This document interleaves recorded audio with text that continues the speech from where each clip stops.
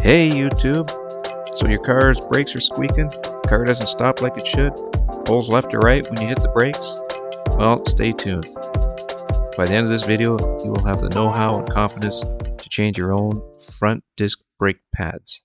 I'm showing you on my 2007 Toyota Yaris, but this would be the same process on almost any import or domestic passenger vehicle or small truck. So as always, safety first. Make sure your parking brake is set, your wheels are chalked, and here I wear gloves and eye protection. First, loosen your lug nuts.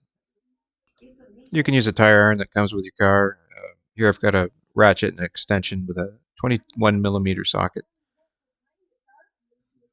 I've got a 2-ton floor jack, just looking for the lift point. You could use a jack that comes with the car.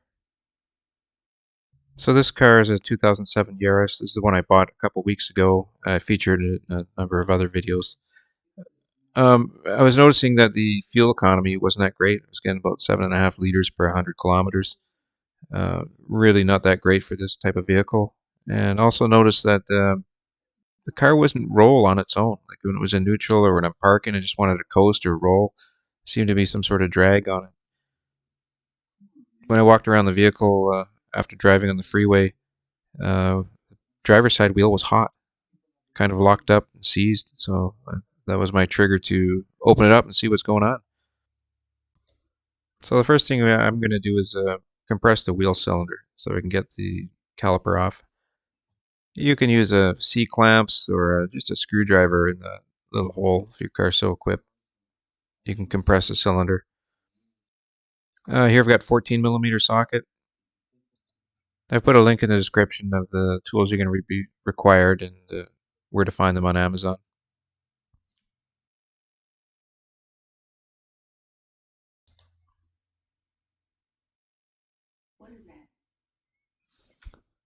So I'm a little surprised here. I've got the old owner looks like they installed brand new rotors and didn't change the pads.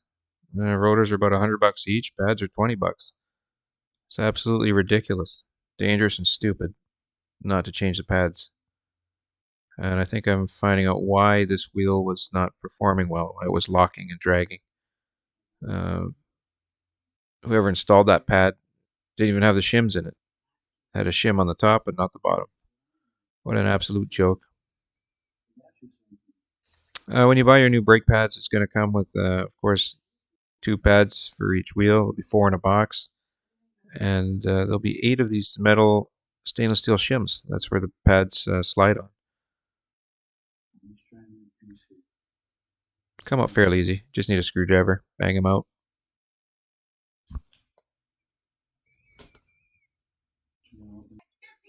Using a bit of brake cleaner to loosen things up.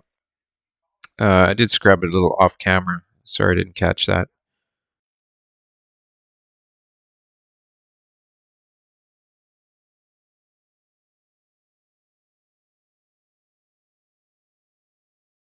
It's a little bit off camera, but I'm compressing the cylinder a little bit more to get the new pads in. And I've got the new shims that you just pop in. Use a screwdriver, line them up, give them a little snap.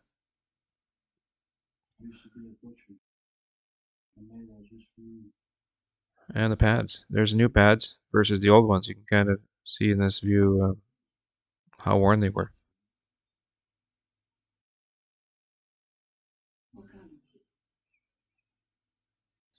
Yeah, so the old owner had brand new pads and rotors on the passenger side, and on the driver's side he had brand new rotors and old pads.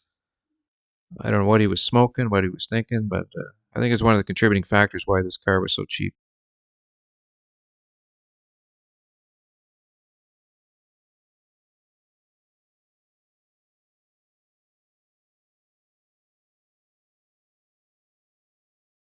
To do a wheel, it's very easy. Nearly done there. Close the caliper. Retighten the nuts.